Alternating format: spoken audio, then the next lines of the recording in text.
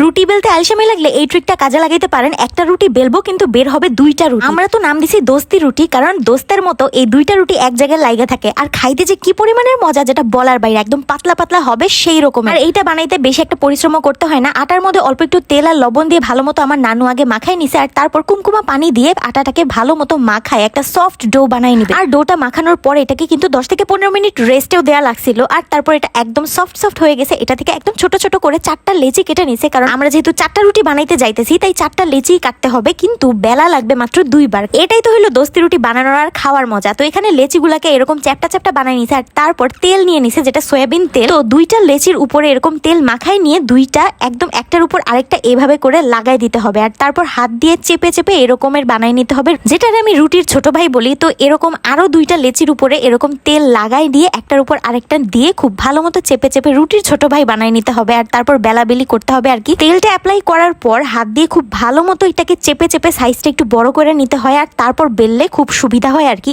এই রুটিটা দেখতে যেমন সুন্দর, খাইতে অনেক বেশি মজা। আর এখানে তো দেখাই যাইতেছে 2টা রুটি একটা আরেকটার সাথে দোস্তের মতো লেগে আছে, এই কারণে এটার নাম দেওয়া হয়েছে দোস্তি রুটি। আমার নানুরা তো এটারে এই নামেই বলে, তো আমরাও ছোটবেলা থেকে দোস্তি রুটি শুনে আসছি। তো এখন 2টা লেচি একসাথে করা যে বড় লেচিটা বানাই নিছি, এটাকে এখন আটা দিয়ে ভালো মতো মাখায় তারপর আলতো হাতে বেলে নিতেছে। একদম আলতো আলতো করে এটাকে বেলতে হবে, আর এটা একটু সময় নিয়ে বেলতে হয়। রুটিটা যে কি পাতলা হয় ভাই রে ভাই, আমি তো নানু রুটি বেলার স্টাইল দেখে অবাক হয়ে গেছি যে এত সুন্দর করে রুটি বেলাও যায়। আমি তো প্রপারলি একটা আনাম রুটি বেলতে পারি না, আর নানু এখানে 2টা রুটি তেল দিয়ে লাগায় একসাথে বেলে ফেলতেছে, আর এত পাতলা পাতলা হইতেছে। মাশাল্লাহ মাশাল্লাহ, দেখে একদম মন খুশি হয়ে যাওয়ার মতো অবস্থা। আর এই যে দেখেন কি সুন্দর পাতলা একটা রুটি রেডি হয়ে গেছে, এত সফট লাগতেছিল দেখতে, মানে ধরেই বোঝা যাইতেছে কি পারফেক্ট হয়েছে রুটিটা। তো আরেকটা রুটি এভাবে যে 2টা লেচি একসাথে করে রেডি করে রাখছিল, ওইটাও এভাবে আটা দিয়ে মাখায় ভালো মতো বেলে নিতেছে। ওই দিন বাসায় গরুর মাংসের তরকারি ছিল, যার জন্য নানুকে রিকোয়েস্ট করছিলাম যে আজকে দোস্তি রুটি বানাও। এই দোস্তি রুটি দিয়ে গরুর মাংসের তরকারি খাইতে যে কি পরিমাণের মজা লাগে যেটা বলার বাইরে, একদম পাতলা পাতলা হয়তো রুটিগুলো অস্থির লাগে। এই যে 2টা রুটি, এখান থেকে কিন্তু 4টা রুটি বের হবে, দেখেন